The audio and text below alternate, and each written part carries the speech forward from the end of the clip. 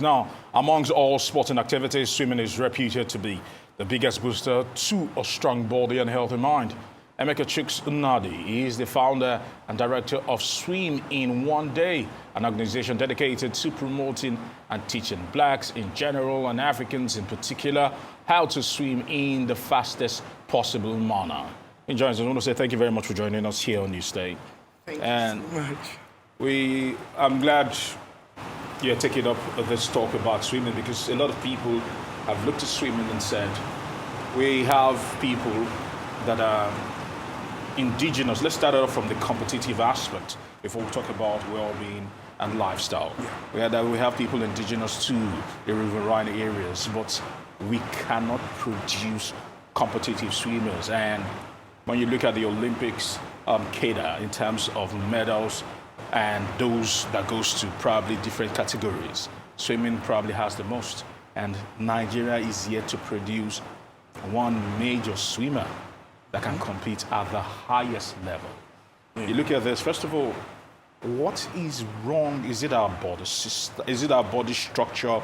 Or what is it with Nigerians and swimming professionally? Well, I would say that, first of all, we really have to understand the bigger picture. And the bigger picture is just the fact that blacks have not been encouraged or taught or helped in any ways by the white people that are dominating the sport. So for us swimmers, there is something called the swimming injustice that has been on for a very long time. So part of the problem is that a lot of people do not understand that purposely, since colonialism and slavery, there's been a very conscious effort, not just by our ancestors that were alive at that time, to dissuade their children from going to the river or the sea to swim like we were used to before slavery started. But these people were consciously telling stories about mermaid and water demons to dissuade the children. So you can imagine that over the years, we had these stories and people started believing that they were real. So even yesterday I was talking to, I think someone from here from another TV station, and they were telling me that Mami Water exists, and I had a big laugh. So some of these false stories, or call them legends or whatever you want to call them, are not real, but they were made up for a reason. And now we still believe them in Africa. And then the white ones, even in America, till a very, very late time, the people were pouring acid into the water so that black people couldn't swim. And this injustice continued in the sport because they felt that our blackness would wash off into the water and everything. So over the years, black people have just been sidetracked. And now there's a lot of movements like mine.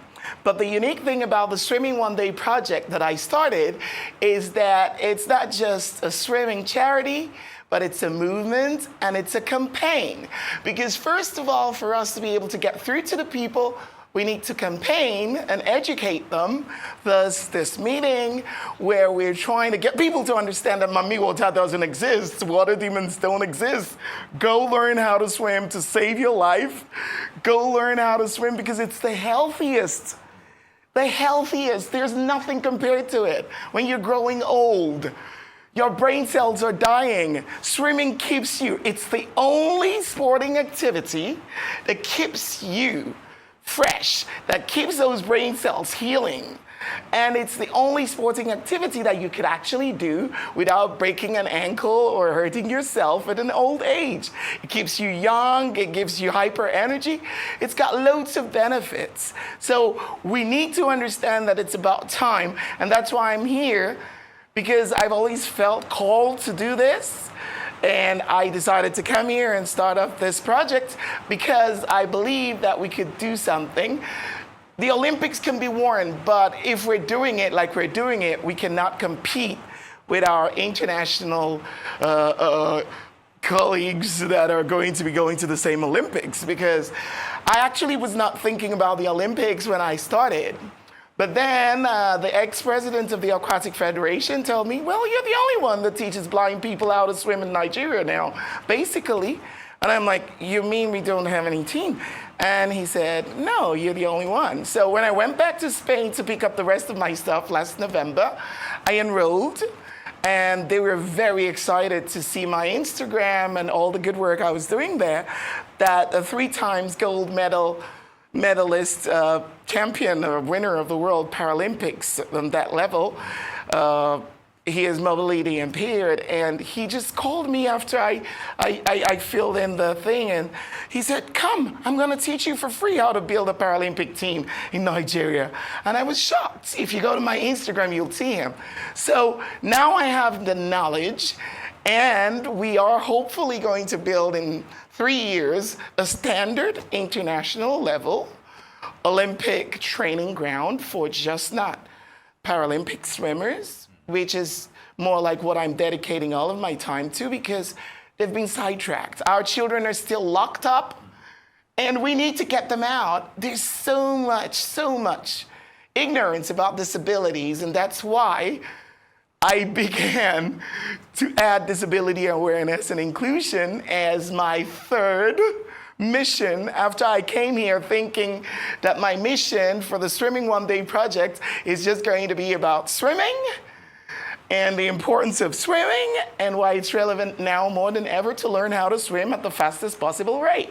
Okay, if I may comment, so what makes the project Swimming One? What makes it so unique? You've already mentioned the fact that, the charity aspect of it, but what's it all about? Well, the thing that makes it unique is the fact that it's a movement and a campaign, because for us to be able to break through to Africans think that swimming is cruise. They think it's about selfies, the rich man's hobby. They really don't take it serious. People don't think it's something that they should waste their time with.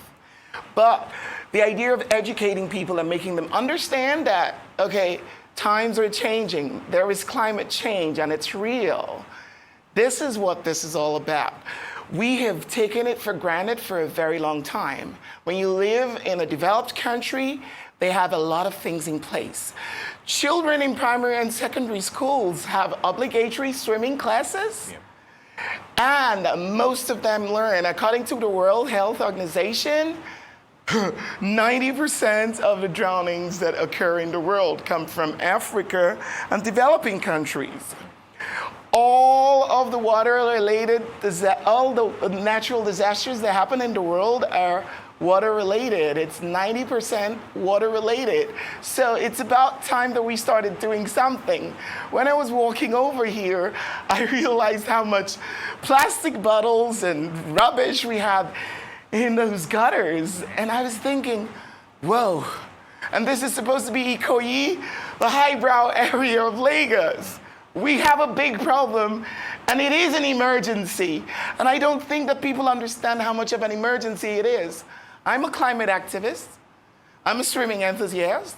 I understand this. I have a very unique gift.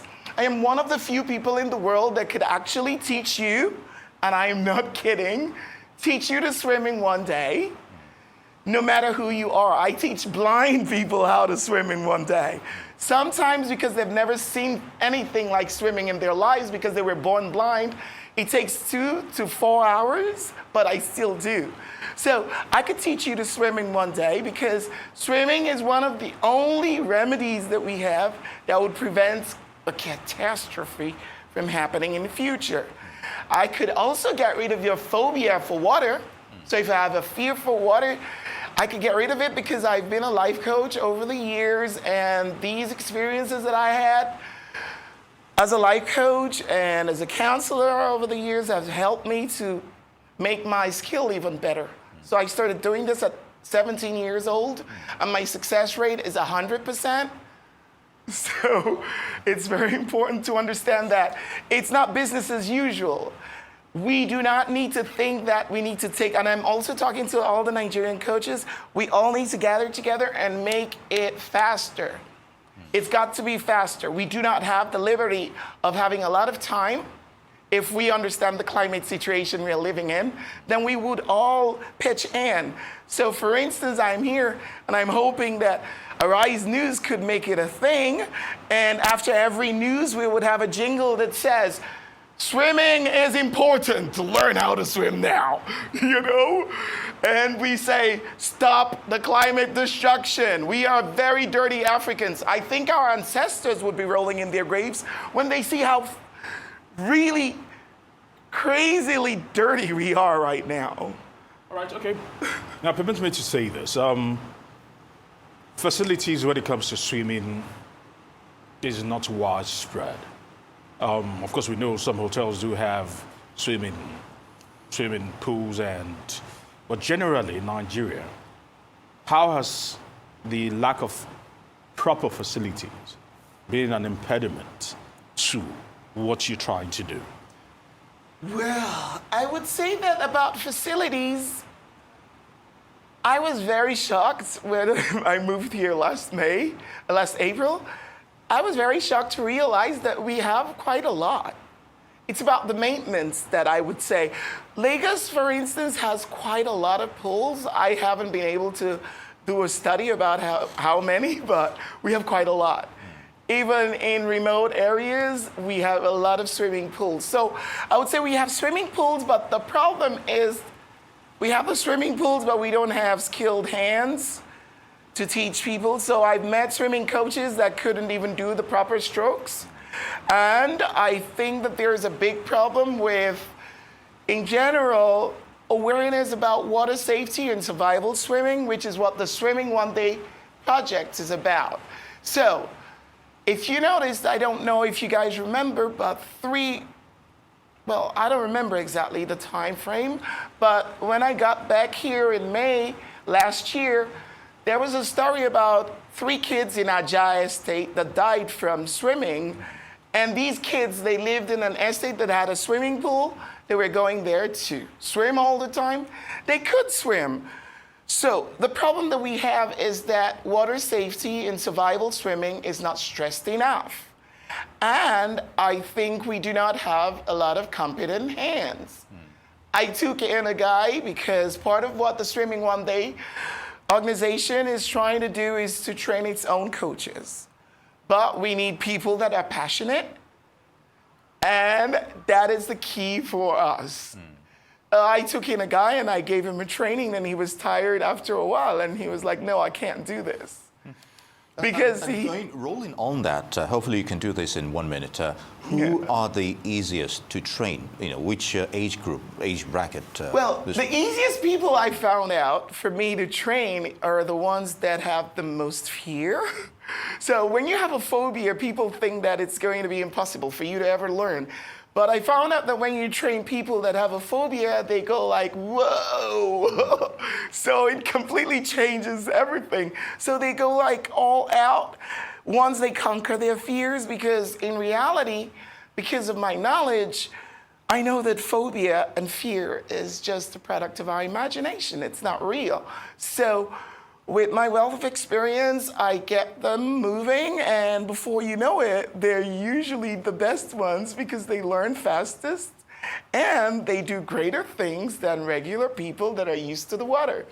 So the idea that swimming is something that we cannot learn is a thing of the past, because I'm here to make sure that even the worst person can learn. And the beautiful thing about what we brought in with the Swimming One Day project is that water therapy is something that we've not been using or focusing on. There are so many maladies that we could just heal with the water. The water is gifted with a lot of beautiful minerals. The sea, for instance, you have asthma, you go swimming in the sea, a lot of times you could get completely healed. And apart from getting completely healed, you could get a lot of relief just from being in that water. Oh, wow. So there's so many things we are bringing in to change the narrative. And unlike everywhere else in the world, because I'm a philosopher, I decided that I would not teach survival swimming in the swimming pool. Think about it. survival swimming in the swimming pool. Yeah. When there is a disaster, it doesn't happen in the swimming pool. It comes in the form of a big mass of water. So what we do is that we actually take the people and bring them after they've learned enough with the help of a swim buoy that goes tied around their waists and it extends. Emeka, Then they wanna could say learn. Thank you very much, Yeah. and mighty commendations for what you do and the Swimming One Day project and initiative. Certainly, we'll still be catching up with you in the subsequent edition of the show. But I want to say thank you very much for joining us here on NEWSDAY today. Thank you Thanks for very coming. much for having me. I'm very pleased to be here. Always a pleasure.